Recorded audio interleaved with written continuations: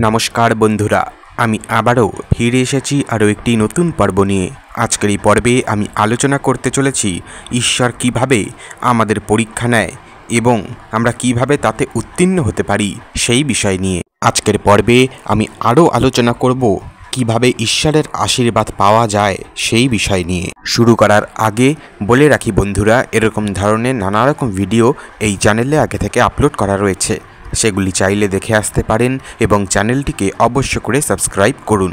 চলুন আর দেরি না করে শুরু করা যাক। দেখুন বন্ধুরা, ভগবানের আশীর্বাদ মানুষের জীবনের সবচেয়ে মূল্যবান উপহার। এই আশীর্বাদ পেতে মানুষ কাল থেকে আজ পর্যন্ত অনেক প্রচেষ্টা করে চলে।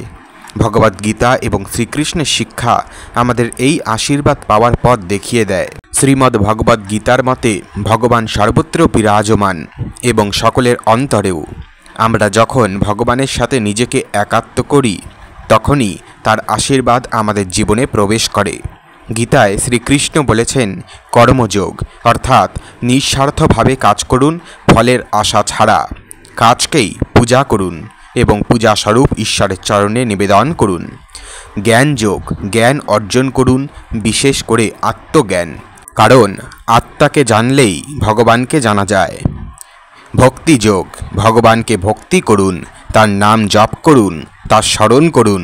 ভক্তি সবসময় সবচেয়ে সহজ পথ। মায়ার মোহ থেকে মুক্ত হওয়ার চেষ্টা করুন। মায়া মানুষকে ভগবান থেকে দূরে রাখে।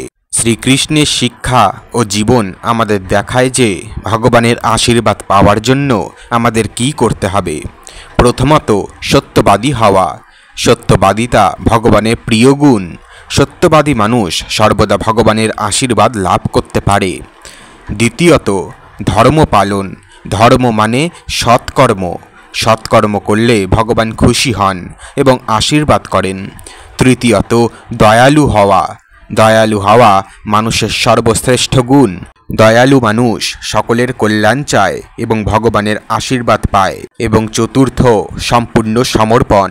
নিজেকে সম্পূর্ণভাবে ভগবানের হাতে সমর্পণ করুন।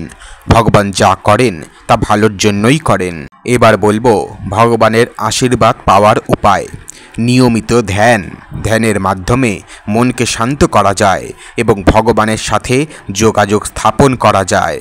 দ্বিতীয়ত, সৎসঙ্গ। সৎসঙ্গের মাধ্যমে অন্য ভক্তদের সাথে মিশে ভগবানের কথা শুনলে এবং তার কথা আলোচনা করলে ভক্তি বাড়ে। তৃতীয়ত, সেবা। অন্যদের সেবা করলে ভগবান খুশি হন এবং আশীর্বাদ করেন। চতুর্থ, কৃতজ্ঞতা। ভগবানের প্রতি কৃতজ্ঞ থাকুন যা কিছু আপনার আছে তার জন্য। সবচেয়ে বড় কথা হলো বন্ধুরা, ভগবানের আশীর্বাদ পাওয়ার জন্য আমাদের নিজের মধ্যে পরিবর্তন আনতে হবে। আমাদের সত্যবাদী হতে হবে, ধর্মপালক হতে হবে। ধর্মপালক অর্থাৎ সৎ কর্ম করতে হবে। দয়ালু এবং নিঃস্বার্থ হতে হবে। ভগবানের সাথে নিজেকে একাত্ম করতে হবে। নিয়মিত ধ্যান, সৎসঙ্গ, সেবা এবং কৃতজ্ঞতা আমাদের এই পথে এগিয়ে যেতে সাহায্য করবে। মনে রাখবেন, ভগবানের আশীর্বাদ সর্বদা আমাদের মাথার উপর থাকে। আমাদের শুধু তা অনুভব করতে হবে এবং গ্রহণ করতে হবে। সেই ক্ষমতাও আমাদের নিজেকেই তৈরি করে নিতে হবে। অনেকেই বলতে পারেন, ভগবানের আশীর্বাদের ফল কি? কি পাবো ভগবানের আশীর্বাদ পেলে? ভগবানের আশীর্বাদ পেলে আমরা জীবনে অনেক সুফল পাই, যেমন শান্তি। ভগবানের আশীর্বাদ পেলে মন শান্ত হয় এবং জীবন সুখময় হয়ে ওঠে। সেটা আপনি নিজেই অনুভব করতে পারবেন। দ্বিতীয়ত, সফলতা। ভগবানের আশীর্বাদ পেলে জীবনে সফলতা অর্জন করা সহজ হয়। এরপরে রয়েছে স্বাস্থ্য। ভগবানের আশীর্বাদ পেলে স্বাস্থ্য ভালো থাকে এবং রোগ ব্যাধি দূরে থাকে। তাই বলে যে একদম রোগ ব্যাধি হবেই না, এটারও কিন্তু কোনো মানে নেই বা কারণ নেই। কারণ রোগ ব্যাধিও হয় শরীরকে সুস্থ রাখার জন্য। রোগ ব্যাধি হয় বলেই আপনি জানতে পারেন আপনার শরীরের অঙ্গ প্রত্যঙ্গ ঠিক আছে। সবই ঈশ্বরের কৃপা, সবই ঈশ্বরের আশীর্বাদ। এরপরে রয়েছে মুক্তি। ভগবানের আশীর্বাদ পেলে জীবনের চক্র থেকে মুক্তি পাওয়া যায় এবং পরম শান্তি অর্জন করা যায়। ভগবানের আশীর্বাদ পাওয়ার জন্য কিছু পরামর্শ। প্রথমত, নিয়মিত পুজো। নিয়মিত পুজো করলে ভগবানের সাথে যোগাযোগ স্থাপন করা যায়। নিয়মিত পুজো মানেই যে ধূপকাঠি ধূপ দ্বীপ জ্বালিয়ে পুজো করতে হবে এর কোনো মানে নেই। আপনি যদি ব্যস্ত থাকেন, বাড়িতে না থাকেন, নিজের মন দ্বারাও ঈশ্বরের পুজো করা যায়, নিজের কর্ম দ্বারাও ঈশ্বরের পুজো করা যায়। আপনি সেটাই করবেন। ঈশ্বর আমাদের জীবনে অনেক পরীক্ষা নেয়, অনেকভাবে, অনেক সময় এমন পরীক্ষা নেয় যা আমরা টেরও পাই না। ঈশ্বরের পরীক্ষা এক অদৃশ্য পরীক্ষা বন্ধুরা, হ্যাঁ, যা আমরা সকলেই জীবনে একবার না একবার অবশ্যই দেই। এই পরীক্ষা কখন আসবে, কিভাবে আসবে তার কোনো নির্দিষ্ট সময় নেই। শ্রীকৃষ্ণের জীবন ও উপদেশ এই পরীক্ষা সম্পর্কে আমাদের অনেক কিছু শিখিয়ে দেয়। অনেকেই প্রশ্ন করতে পারেন, কেন ঈশ্বর পরীক্ষা নেন? কি দরকার পরীক্ষা নেওয়ার? শক্তি পরীক্ষা, আমাদের মধ্যে লুকিয়ে থাকা শক্তি ও সাহসকে বের করে আনতে ঈশ্বর পরীক্ষা নেন। কঠিন সময়ে আমরা কতটা ধৈর্য ধরে রাখতে পারি তা পরীক্ষা করে দেখেন ঈশ্বর।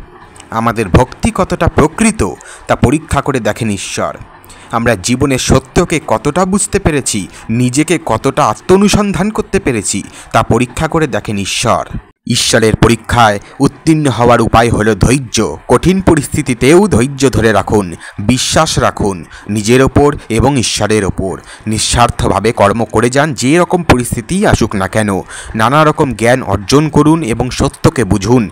ভক্তি ভরে ঈশ্বরকে ডাকুন, ভক্তিশীল হন। নিজের ওপরেও যেমন বিশ্বাস রাখবেন, ঈশ্বরের ওপরেও রাখবেন। ঈশ্বরের পরীক্ষা হলো আমাদের জীবনের অবিচ্ছেদ্য অংশ। এই পরীক্ষায় উত্তীর্ণ হলেই আমরা সত্যিকারের অর্থে জীবনকে বুঝতে পারি এবং ঈশ্বরের সান্নিধ্য লাভ করতে পারি। শ্রীকৃষ্ণের জীবন ও উপদেশ আমাদের এই পরীক্ষায় উত্তীর্ণ হওয়ার শক্তি দেয়। মনে রাখবেন, ঈশ্বর কখনোই আমাদের ক্ষতি করতে চান না বা করবেনও না। তার পরীক্ষা হলো আমাদের কল্যাণের জন্যই। আজকের জন্য এ পর্যন্তই বন্ধুরা, দেখা হচ্ছে পরের ভিডিওতে। চ্যানেলটিকে অবশ্য করে সাবস্ক্রাইব করবেন এবং চ্যানেলে থাকা এরকম আরও ভিডিও রয়েছে তা দেখে আসবেন। সকলেই সুস্থ থাকবেন। ধন্যবাদ।